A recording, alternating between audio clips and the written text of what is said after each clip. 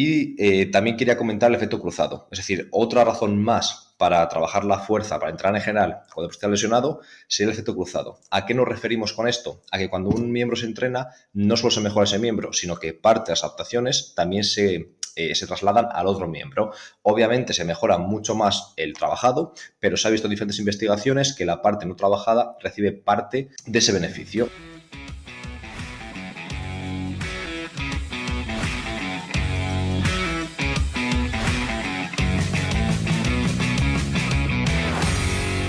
Buenas compañeros, estamos una nueva semana, un nuevo episodio del podcast y hoy lo que quiero es que me deis feedback, como os pido siempre, para cualquier tipo de crítica, de cosa a mejorar, de tema que queráis que tratemos, nos lo decís y lo prepararemos lo antes posible y lo publicaremos.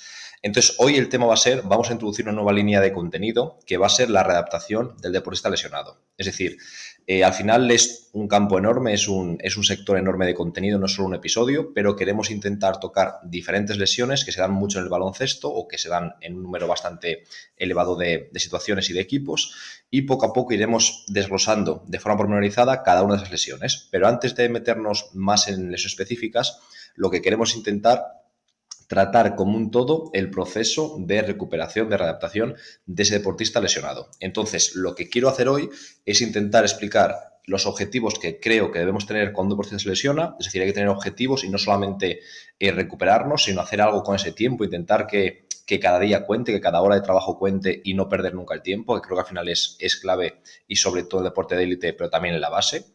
Y básicamente lo que quiero es intentar definir los objetivos que creo que debemos tener y también diferentes detalles o caminos, orientaciones que nos da la evidencia científica. Sabemos que la ciencia o los artículos no siempre van al unísono, que es muy complicado que todos los artículos y todos los autores encuentren lo mismo, sería casi imposible, sería algo muy, muy obvio y algo obviamente que tiene muy poca controversia, pero sí que nos señalan bastante el camino o la línea hacia la que ir y luego cada uno de nosotros tenemos que decidir cómo recorre ese camino exactamente. Pero bueno, vamos a por ello y lo que os comento, cualquier tipo de duda, de crítica, lo que sea, me comentáis y me dais feedback. Pues en primer lugar, ¿cuál es el problema principal cuando un deportista se lesiona? ¿Cómo lo vemos Jaime y yo? Creo que el principal problema es un descenso de la masa muscular y un descenso de la fuerza. El aspecto psicológico lo trataremos más adelante porque obviamente requiere también un apartado especial y quizás también un episodio especial. Entonces, dentro del ejercicio físico, ¿qué es lo que podemos hacer? Si hemos dicho que el punto negro más importante es la fuerza, la pérdida de fuerza y de masa muscular, obviamente el entrenamiento de fuerza va a ser la piedra angular de la intervención. No solamente por la tensión mecánica que va a generar, y que eso ya nos va a permitir mantener la masa muscular e incluso aumentarla, sino también por toda la repercusión hormonal, por todos los cambios hormonales que va a generar ese trabajo de fuerza. Va a hacer que la testosterona aumente, que el cortisol posiblemente, si no nos pasamos, poco a poco pueda reducirse en situación de tanto estrés, es decir, intentar un poco equilibrar ese ratio de testosterona-cortisol y junto con la respuesta anabólica que eso va a generar, nos va a dar muchísimos efectos positivos, es decir, intentar no solamente mantener la masa muscular, sino incluso, ¿por qué no?, aprovechar ese tiempo en el que tenemos menos trabajo de resistencia, menos carga de correr pistas arriba y abajo e intentar mejorar los puntos débiles, que es complicado hacer durante la temporada o durante el microciclo normal. ¿Qué más podemos hacer o por así decirlo, qué dudas pueden surgir en ciertos compañeros? Pues, por ejemplo, si yo he tenido un esguince de tobillo o un LCA o cualquier tipo de lesión en la que un miembro no puede entrenarse de forma directa, ya veremos más adelante cómo podríamos entrenarlo. Pueden decir, vale, pero si entreno solamente el miembro sano y no puedo entrenar de momento el miembro que no está sano, que está lesionado, eso va a generar una cantidad de asimetrías enormes que puede generar problemas luego a la vuelta. Obviamente, un problema enorme de la lesión es que el tejido está dañado, pero una vez que el tejido está ya recuperado, ¿por qué no puede volver a jugar justo después? Es decir, si un LCA, por ejemplo, pongamos que requiere 3-4 meses para estar ya en un punto saludable o incluso mucho antes, es una persona ya saludable, es decir, esa rodilla está sana, ese tejido está más o menos biológicamente cicatrizado, está ya preparado para, vamos, que no está todavía dañado, es decir, que ya se ha recuperado, ¿por qué no puede competir? ¿Por qué no puede saltar? Pues obviamente porque el proceso de desentrenamiento y desadaptación ha sido brutal. esos tejidos no están preparados para hacer el esfuerzo que sí que está el lado contralateral. Es decir, una vez que la parte biológica, una vez que la reparación de los tejidos ya se ha dado, hay una parte enorme que suele durar más que la propia lesión de reacondicionamiento, de esos tejidos para ponerse al nivel que estaban antes y para ponerse al nivel que del lado contralateral, es decir, del otro miembro. Entonces, la propia lesión ya genera asimetrías. Es decir, obviamente hay que tener miedo a esas asimetrías y a generarlas, pero es que la propia lesión ya las va a generar, porque no podemos hacer nada con una pierna y hacemos con la otra. Pero es que además, si no entrenamos, no solamente se va a empeorar la fuerza de esa pierna, sino que se empeorará también la de la pierna sana y generaremos otro tipo de entorno, de situación negativa. Por ejemplo, el metabolismo. Nuestro cuerpo no trata igual la comida, los nutrientes. Si somos, por ejemplo, una persona sedentaria con síndrome metabólico, que esa enfermedad de hecho viene precisamente por eso, por comer mal y por sedentarismo o inactividad acentuada, que si somos una persona activa. Es decir, esa persona lesionada no es lo mismo que tome hidratos con X grasas, con X proteínas, cuando está tirada en la cama todo el día, que si entrena fuerza como tiene que entrenarla. Su cuerpo no va a tratar igual sus alimentos y por tanto su cuerpo y su salud no va a progresar de la misma forma. Pero es que también la resistencia, por ejemplo, es decir, aunque el trabajo de fuerza no incide tanto el sistema cardiovascular como otro tipo de esfuerzos, que también hablaremos de ellos, sigue dándonos un mínimo de trabajo aeróbico o de trabajo de resistencia que ese jugador va a utilizar para mantener poco a poco sus niveles de resistencia, sus niveles de aptitud cardiovascular. ¿Qué más sería también? El autoestima, es decir, al final una persona cuando de repente deja de jugar, deja de ser parte del grupo, por así decirlo, si no puede seguir haciendo lo que le gusta, su trabajo no tiene nada que hacer, si encima no le ponemos ningún tipo de tarea durante el día, si solo tiene que estar pues, con el móvil o jugando a la Play o lo que sea, es muy fácil que su autoestima baje aún más de lo que ya va a bajar siempre en jugadores, como indicaremos en el episodio que hablemos de aspecto psicológico de la lesión. Precisamente por eso, por no tener nada que hacer. Es decir, si ya de por sí va a bajar por la lesión, si encima no ponemos ningún tipo de tarea, es más probable que baje mucho más la autoestima. En cambio, si proponemos diferentes tareas diarias que el jugador consiga, que el jugador sienta que supera ciertas fases, que supera ciertos retos y además que va siendo cada vez más fuerte, es muy probable construir la autoestima en torno a ese trabajo específico de ese jugador. Por lo tanto, es muy probable que la ansiedad aumente menos que si estuviese todo el día dándole vueltas a la cabeza pensando en que no puede entrenar, que no puede jugar, que le duele su lesión, a saber si se recupera o no. Si quitamos parte de ese tiempo, parte de esa energía y la ponemos en trabajar para mejorar cosas útiles para él, como lo haremos un poco más adelante, es muy probable que la ansiedad aumente menos y por lo tanto también la autoestima disminuya menos. Y también quería comentar el efecto cruzado, es decir, otra razón más para trabajar la fuerza, para entrar en general cuando esté lesionado, sería el efecto cruzado. ¿A qué nos referimos con esto? A que cuando un miembro se entrena, no solo se mejora ese miembro, sino que parte de las adaptaciones también se trasladan al otro miembro. Obviamente se mejora mucho más el trabajado, pero se ha visto en diferentes investigaciones que la parte no trabajada recibe parte de ese beneficio. Y esto ocurre principalmente porque parte de las adaptaciones al trabajo de fuerza no son solamente estructurales, no son solamente de esa estructura en sí, de ese músculo, de ese tendón, de ese ligamento, sino también son neuromusculares. Entonces, esa parte, esa adaptación, por así decirlo, neuromuscular, en parte se traslada también al otro hemisferio no trabajado de forma directa. Y tenemos diferente evidencia, aunque no todos van en la misma línea, pero en principio se podríamos creer, por así decirlo, podríamos seguir este camino de trabajar prioritariamente trabajo excéntrico a alta velocidad, porque diferentes artículos indican que traslada más la fuerza al otro miembro, es decir, tiene más efecto cruzado que el trabajo excéntrico a una velocidad normal o reducida. Y aún así el trabajo excéntrico tiene más efecto cruzado, presenta más efecto cruzado que el trabajo concéntrico, por lo que poco a poco podríamos ir introduciendo, al menos en parte, contracciones excéntricas rápidas, sobre todo en longitud bastante elevada, es decir, que el rango articular sea elevado, pues por así decirlo, imaginaos el trabajo de isquiobuzo de Carl Aslin en su protocolo, pues intentar hacerlo cuando el músculo llega a estar muy elongado y no siempre de forma lenta, sino a veces hacerlo rápido e intentar de esta forma maximizar el efecto cruzado. Vale.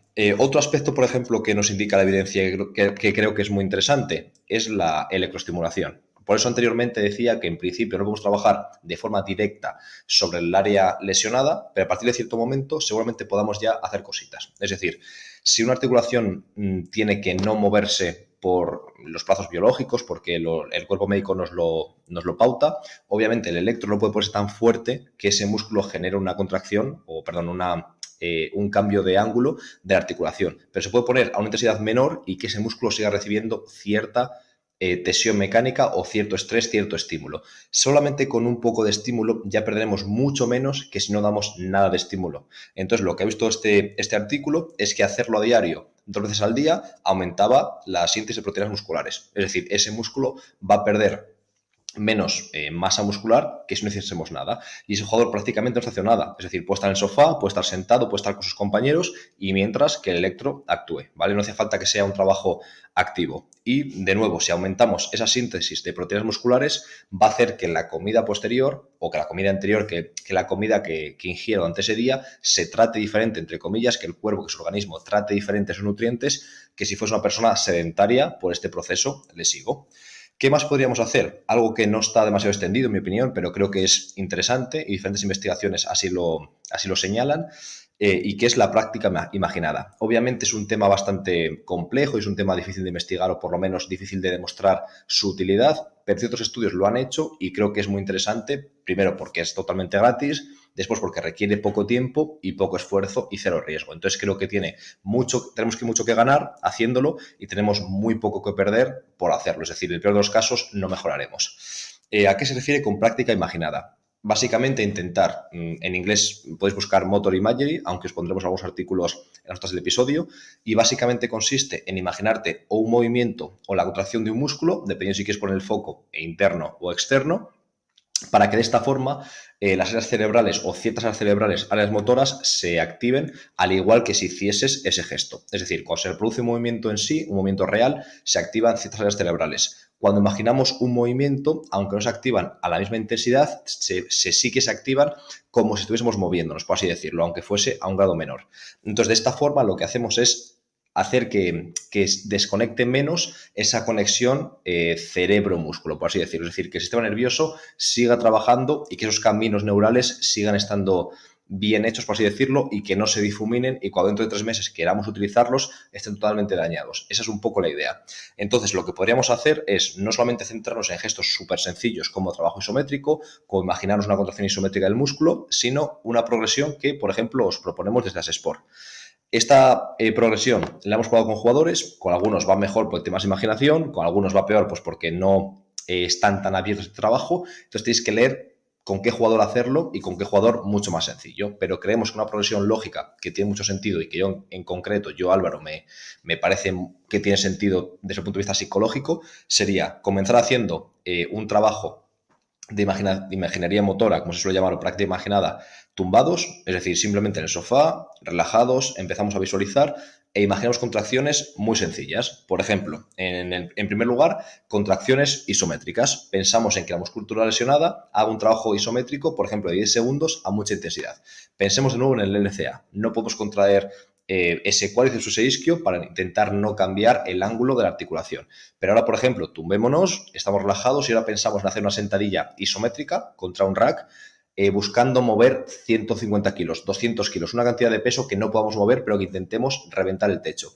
Eso va a hacer que las áreas motoras de nuevo se activen como si estuviéramos haciendo el gesto de verdad. Entonces intentamos mantener vivos esos cambios neurales de los que hablábamos. Es un trabajo bastante sencillo, en el que no hay mucha riqueza, por así decirlo, no hay muchos estímulos, solamente es un gesto isométrico y me centro en las sensaciones que sentiría haciendo esa sentadilla isométrica, ¿vale? Poco a poco podríamos progresar hacia diferentes tiempos de esfuerzo, por así decirlo. Pues a veces a lo mejor que sean 2 segundos, 5 segundos, 10 segundos, un trabajo súper intenso de muy poco tiempo, de más tiempo y meter variedad. Poco a poco intentaríamos añadir que hubiese algún gesto dinámico. Pues, por ejemplo, sentadilla que fuese con movimiento. Intentar añadir más dificultad. Pero después podríamos llegar a gestos más complejos aún, como por ejemplo imaginarte saltando, imaginarte haciendo pliometría, gestos complejos, intentar realmente vivenciar, es decir, no solamente pensar en que lo vas a hacer, estamos intentando sentir lo que sentirías cuando lo estás haciendo, es decir, realmente ponerte en la piel de ese gesto que has hecho muchas veces e intentar sentir lo mismo que sentías cuando lo hacías en el pasado. Y por último, también puedes pensar en ciertos casos de práctica real. Es decir, imagínate a ti mismo jugando o recordando o algún tipo de gesto que fuese totalmente específico y que realmente buscas vivenciar y sentir lo que hiciste en ese momento o lo que sentiste en ese momento. Entonces, estos son los puntos más importantes. Ahora vamos a intentar hablar de los objetivos que creemos que tenemos que fijar. Este capítulo, para que no sea muy largo este episodio, lo que vamos a intentar es ahora poner los objetivos que son interesantes en función de la evidencia que hemos citado y después, más adelante, en otro episodio, hablaremos de cómo trabajamos en Asesport. Yo en concreto trabajaré cómo lo hago realmente, cuando un deportista se lesiona, cómo actuamos el fisio y yo punto por punto, obviamente los puntos generales, luego hay trabajo específico de la lesión que sea, pero cómo actuamos como protocolo y después tocaremos en otro episodio el trabajo nutricional, el aspecto nutricional y en otro diferente quizás más el aspecto psicológico, pero seguro que en los dos siguientes trabajaremos, por una parte, cómo trabajamos el sport, realmente el protocolo real de cómo lo hacemos, por lo menos el mío de Álvaro. Jaime quizás tiene algún concepto un pelín diferente, pero vamos a la misma línea. Y en otro diferente hablaremos de la nutrición en el deportista lesionado, porque creo que se merece realmente un episodio concreto, porque es muy importante, al final puede condicionar el resultado. Entonces, ¿qué objetivos creemos que hay que fijar en la readaptación de un jugador? Porque al final creo que es importante no dejarlo simplemente al azar, sino realmente mejorar y aprovechar ese tiempo. Pues lo primero es intentar ver la lesión como obviamente un problema. Quiero decir, no puedo decirte que es algo de la hostia porque la gente sabe que no y no somos tontos, pero a pesar de que es un problema, también es una oportunidad. ¿Por qué? Cuando tú estás jugando y entras en la vorágine de entrenar, jugar, partidos, viajes, no hay realmente mucho tiempo para mejorar cosas que tú sabes que tienes que mejorar o que sabes que ese jugador tiene que mejorar. Por ejemplo, un jugador que no bota con la izquierda y no tenemos tiempo porque está reventado durante la semana para trabajar el bote con la izquierda. O un jugador que no le viene el juego o que tiene mala memoria o que usa los sistemas o que tiene ciertos problemas. Por al final todos tenemos hándicaps en los jugadores y es normal. Pues este momento es una gran oportunidad para ti, para trabajar solo para ti, no para el equipo, e intentar mejorar tu punto débil y que de aquí a 3 meses, a 2 meses, al tiempo que sea que estés de baja, aproveches para mejorar ese punto débil. ¿Por qué? Porque aunque tú no puedas saltar, no puedas correr, no puedas hacer ciertas cosas, eso no quiere decir que no puedas hacer otras. Es decir, tú puedes mejorar en tu proceso lesivo, en tu tiempo de baja, puedes mejorar muchas capacidades que no te das cuenta y que mucha gente no utiliza para nada. Por ejemplo, un jugador que no sepa botar con la izquierda, en mes y medio de baja o en 2 meses puede volver botando increíble con la izquierda. Obviamente no puedes al principio hacer trabajo muy específico, muy integrado en pista, pero puede hacer trabajo de más analítico a más específico, de bote, de pase, de un montón de cosas. Y que cuando vuelva, la gente se quede como, hostia, este tío ¿dónde ha estado? Que bota mejor que antes. Pues ha estado trabajando cada día, intentando aprovechar el tiempo. Esa es un poco la idea. Entonces, a raíz de este primer punto, de intentar no verlo solamente como un problema, que obviamente sí lo es, una lesión es un problema, pero también verlo como una oportunidad y hacer algo bueno con algo malo que nos ha pasado, a raíz de aquí viene precisamente eso, fijarnos objetivos, intentar no solamente quedarnos en lo malo o no solamente trabajar cada día de forma esporádica o de forma no planificada, sino realmente intentar poner objetivos. ¿Por qué? Porque los objetivos, como se ve en el artículo que os voy a poner esto en el episodio, aumentan la motivación, aumentan el compromiso y mejoran los resultados. Es decir, objetivos los típicos SMART, es decir, que sean pues, específicos, medibles, alcanzables, que sean realistas, que estén limitados en el tiempo. Ese tipo de objetivos al final van a hacer que aumente motivación, compromiso y que de esta forma se mejoren los resultados. Entonces no tenemos ningún tipo de razón para no hacerlo. ¿Cómo podrían hacerse? En mi opinión hay que ponerlos resultado, es decir, de resultado se refiere a qué quieres conseguir, que no depende solo de ti, sino de más cosas. Vale, pues yo quiero salir de la lesión y jugar pues en un plazo de un mes, estar ya jugando 20 minutos y conseguir machacar en un partido, por poner un ejemplo, ¿vale? Eso no depende solo de ti, por eso es de resultado, depende de ti, del entrenador, de los rivales, de los árbitros, de muchas cosas, ¿vale? Ahora vamos a poner algún objetivo más o menos de proceso, por así decirlo, algún objetivo intermedio. Vamos a intentar pensar en algo que tú tengas que mejorar para llegar a ese punto. Vale, pues tengo que mejorar mucho pues mi fuerza, pongamos que mi resistencia y la confianza del entrenador en mí, imaginaos, ¿vale? Vale, y ahora vamos a poner esos objetivos de proceso o intermedios, vamos a ponerlo o transformarlo en acciones diarias y semanales. ¿Qué puedo hacer yo? Vale, pues para la confianza del entrenador, por ejemplo, voy a saberme el scouting de todas estas semanas que no juego, todas las semanas me voy a saber al pie de la letra. Aunque yo no juegue, me voy a saber todo, lo del rival y lo nuestro. Cuando el entrenador pregunte a los jugadores y a lo mejor alguien no lo sepa y pregunte en alto, pues yo contesto. Y que el entrenador diga, hostia, este tío no está jugando y se sabe todo. La confianza que le voy a dar va a ser muy grande. ¿Qué puedo hacer, por ejemplo, con la fuerza? Pues ya sé que tengo que trabajar al principio el otro miembro para mejorar el efecto cruzado y después con el electro. Bueno, después no, simultáneamente con el electro y luego en cuanto pueda ya aplicar carga real, aplicar tensión mecánica real, comenzar a trabajar cada día. ¿Vale? ¿Qué más puedo hacer? Comer con un mínimo de proteínas al día, con cierta dieta normocalórica o hipercalórica, es decir, cumplir ciertos estándares a nivel de nutrición y descansar mínimo 8 horas por la noche, más, qué sé yo, 1 hora de siesta, por ejemplo. Si cumplo todo esto cada semana, cada día, es muy probable que me acerque a los objetivos intermedios. Y si cumplo los intermedios, es muy probable que me acerque a los resultados, aunque quizás no alcance exactamente el de resultado. Si solo ponemos el final, no sabemos por dónde ir y nos genera ansiedad. Entonces, es mucho mejor ir partiéndolo como en pasos, como en pequeños peldaños, y de esta forma, al subir cada peldaño, no parece mucho paso, pero en 1 o 2 meses hemos subido muchísimas escaleras. Vale, ¿qué más podríamos hacer? Fijar nuestro objetivo. ¿Cuál sería? Mantener la rutina. Al final, un jugador, lo que hemos dicho, es un profesional que su vida gira en torno del deporte y del equipo. Entonces, de repente es un trauma muy grande cortar esa rutina, por así decirlo, no tener que hacer nada, no tener ninguna obligación, aunque haya que ir al entrenamiento, vas solo a verlo, no tienes que acostarte antes, que preparar la ropa, que recuperarte después, etcétera. Obviamente, si trabajamos de verdad y si proponemos un trabajo que no sea solo con el fisio, esto cambia y él sigue teniendo sus sesiones y sigue teniendo que estar a la hora y preparado y recuperarse y demás. Pero de primeras, su rutina va a cambiar. Entonces, lo que vamos a intentar es que se cambie lo menos posible, es decir, intentar minimizar los efectos de la lesión a nivel psicológico. Pues intentar que no se perturbe tanto el estado de ánimo, intentar que no disminuya la autoestima, intentar que no aumente el riesgo de depresión, como sabemos que ocurre en deportistas lesionados, como os indicaré también en las notas del episodio, con diferente evidencia. Entonces, mantener la rutina, dormirse a la hora que te ibas a dormir, levantarte a la misma hora, cocinar, todo lo posible, mantener la rutina nos va a ayudar a tener más salud psicológica en este momento complicado que es la lesión del deportista. ¿Qué más hay que fijarse? ¿Qué objetivo? Mantener la masa muscular. Lo que hemos dicho anteriormente es clave. Y no puede ser un jugador, como ocurre muchas veces, que se lesiona y a los 3 meses viene no solamente con muchísima menos masa muscular en la zona lesionada, sino también el mismo contralateral, en el tren superior, en todo. Eso no puede ser. Entonces, es una oportunidad enorme para aumentar la fuerza más que nunca, es decir, salvo la zona lesionada, si no se puede, vale, pero el resto hay que ser más fuerte que nunca. Más fuerte ya veremos si es con mucho peso, con poco peso, con ambas, explosivo, lo que consideremos, pero hay que mejorar algo porque tenemos tiempo y tenemos los medios para mejorarlo porque no tiene que rendir cada fin de semana y no importa si está cansado o con un poco de agujetas, de DOMS, como queráis llamarlo, a corto plazo. Y como sabemos que la masa muscular está íntimamente ligada con la fuerza, un objetivo clave es mantener la masa muscular. Es decir, no solamente queremos mantener masa muscular porque sí, sino porque esto nos da o nos permite, nos ayuda a mantener la fuerza, que es el segundo objetivo clave del deportista lesionado. No perder ni masa muscular ni fuerza. Entonces, con una adecuada nutrición, que lo comentaremos en un episodio especial, trabajando fuerza con tensión mecánica. Si no se puede tensión mecánica por la lesión, con estrés metabólico. Ya hablaremos también del trabajo con los manguitos de presión sanguínea, los que reducen la presión, el flujo de sangre para intentar aumentar el estrés metabólico, conseguiremos este mantenimiento o incluso aumento de la masa muscular.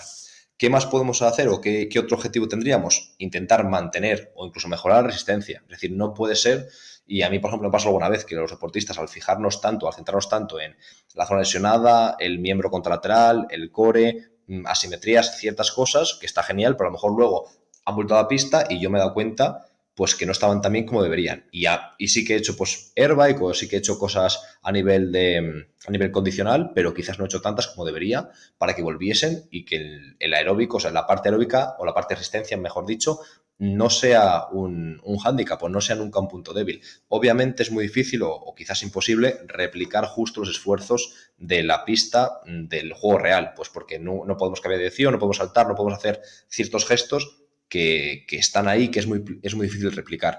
Pero eso no quiere decir que no podemos hacer un trabajo duro, interválico, continuo, como queramos, en airbike o algún tipo de ergómetro similar. Y si lo hacemos con la frecuencia que hay que hacerlo, pues tipo cada 2-3 días, esa persona seguramente aumente, no solo no baje, sino que aumente su consumo de oxígeno. Y eso luego en la pista se va a notar. Aunque los primeros días quizás le falte ritmo, que es lógico, no va a tener que ganar de nuevo ese consumo de oxígeno que ha perdido por no hacer el trabajo que deberíamos hacer.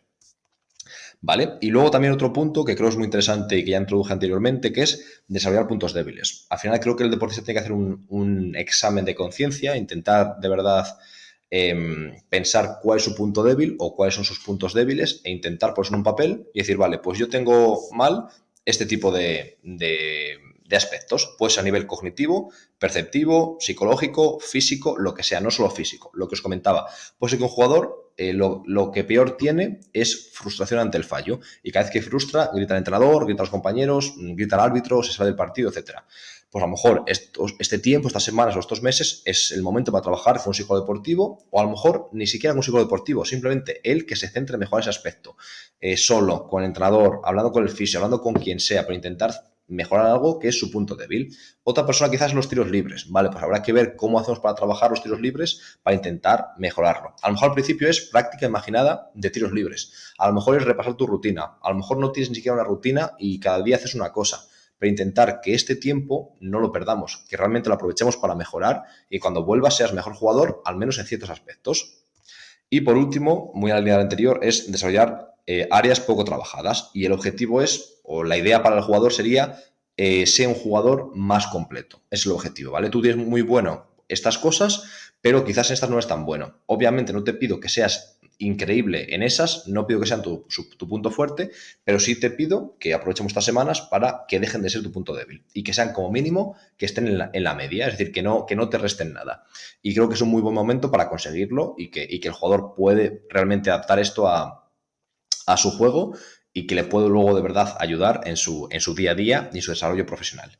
Entonces, como os comentaba, este episodio ha sido la introducción. Creo realmente que es un tema muy, muy importante y muy bonito. Y nada, os pido feedback. Si os gusta, decídmelo. Vamos a intentar tratar muchas lesiones desde un punto de vista muy práctico en este podcast. Pero la siguiente sesión, la siguiente podcast de contenido va a ser sobre el protocolo que hacemos en Asesport, por lo menos el que hago yo aquí en Browse Bike junto con el fisio, con pelos y señales, explicando exactamente todos los detalles.